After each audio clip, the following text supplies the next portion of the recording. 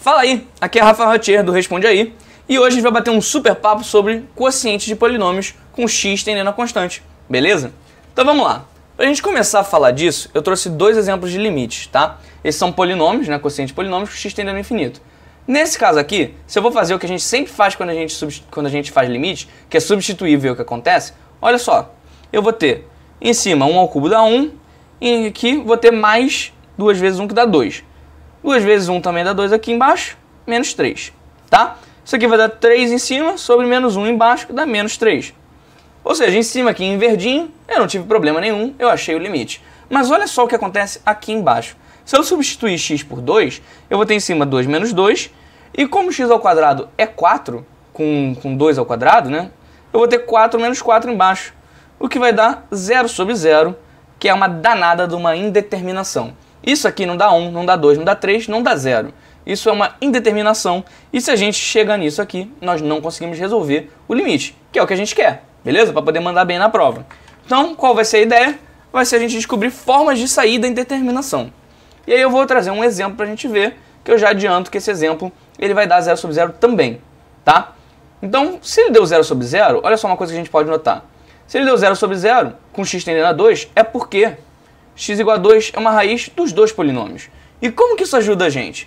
X igual a 2 é uma raiz dos dois polinômios, eu posso escrever eles dois, tanto em cima como embaixo, como um x menos 2 vezes alguma coisa. Um x menos 2 vezes alguma outra coisa, tá? E é importante também notar que o polinômio que vai estar aqui dentro tem que ser 1 grau abaixo do aqui. Então, se aqui é ao quadrado, aqui vai ter que ser um polinômio de primeiro grau, se aqui é o cubo, aqui vai ter que ser de segundo grau, tá? E a gente vai usar estratégias chamadas Bhaskara, quando a gente tem polinômio de segundo grau, produtos notáveis e divisão de polinômios. Essas estratégias são estratégias para a gente achar quem são esses carinhas aqui dentro. Então vamos começar falando de Bhaskara, tá? Para Bhaskara eu tenho o seguinte, se eu tenho um polinômio de segundo grau com essa forma, ele pode ser reescrito para a vezes x menos x1, x menos x2. O a é esse mesmo a aqui, por isso que eu coloquei ele em verde, para a gente não esquecer desse a. E x1 e x2 são as duas raízes que saem da fórmula de Bhaskara, que é essa aqui embaixo, tá? São as raízes do polinômio. Então, se eu for usar a fórmula de Bhaskara no denominador daquele meu limite, que era esse aqui, ó, vou escrever aqui, x ao quadrado menos 5x mais 6, eu vou ter que esse polinômio pode ser reescrito por uma vez x menos 2, que era uma das raízes que a gente já achou lá na outra folha, x menos a outra raiz, que eu já vou adiantar aqui para a gente poupar tempo, porque não é o foco a gente fazer o Bhaskara, a outra raiz é 3. Então, x menos a outra raiz, que é 3, beleza? Então, ó, fechamos aqui o denominador. Falta a gente ver quem? O numerador. E aí, depois que a gente vê o numerador, a gente consegue reescrever esse limite e tirar a indeterminação, tá? O que nós temos aqui no numerador? Uma diferença de cubos. Diferença de cubos é uma clássica forma de produtos notáveis, que é a nossa segunda estratégia aqui, tá? E ó, não tem jeito, tá? A gente vai ter que acabar treinando para gravar todos os produtos notáveis que a gente tem. Diferença de cubos é uma clássica. Então, se você vê uma diferença de cubos, você já parte, produtos notáveis. Vou lá fazer produtos notáveis.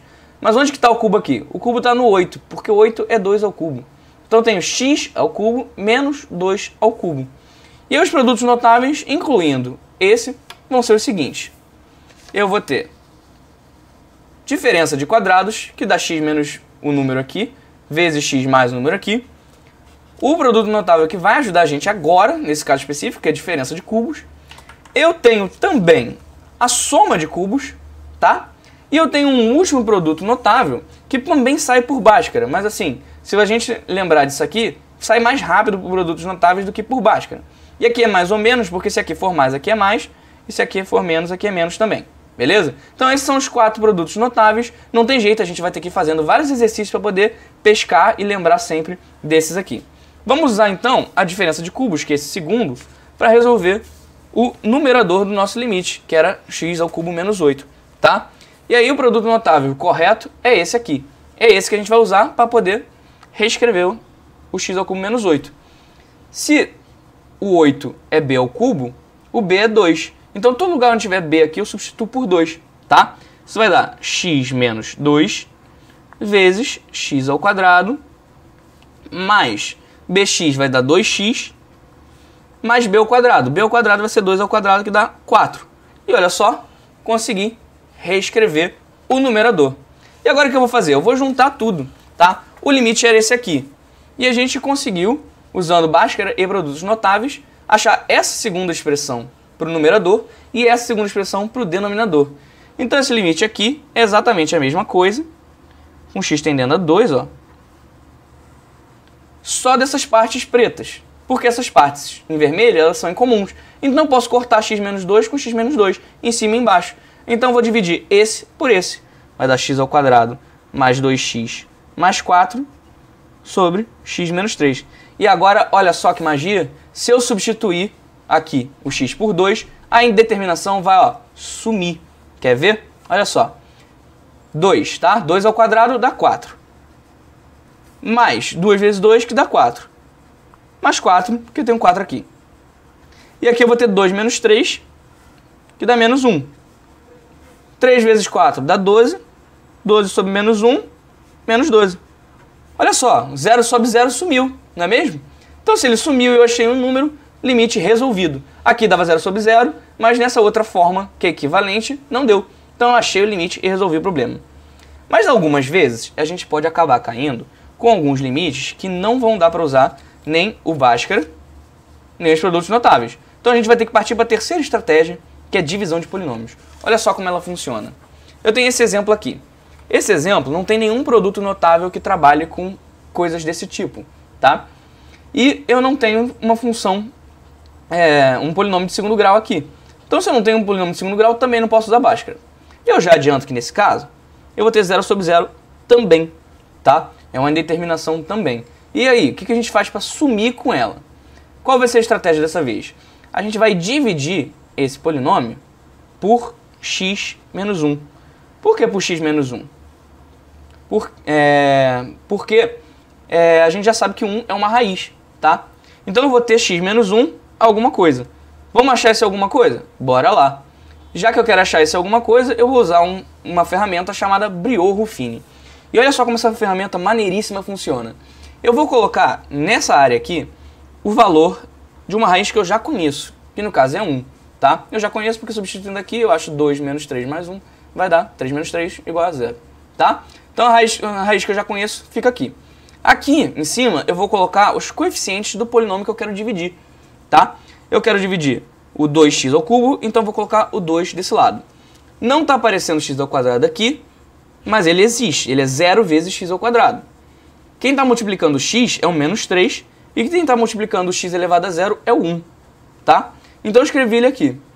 Olha só o que eu vou fazer. Eu vou descer com 2 primeiro e vou repetir essas estratégias. Eu vou fazer 2 vezes 1 e vou somar com 0. 2 vezes 1 dá 2, com mais 0 dá 2.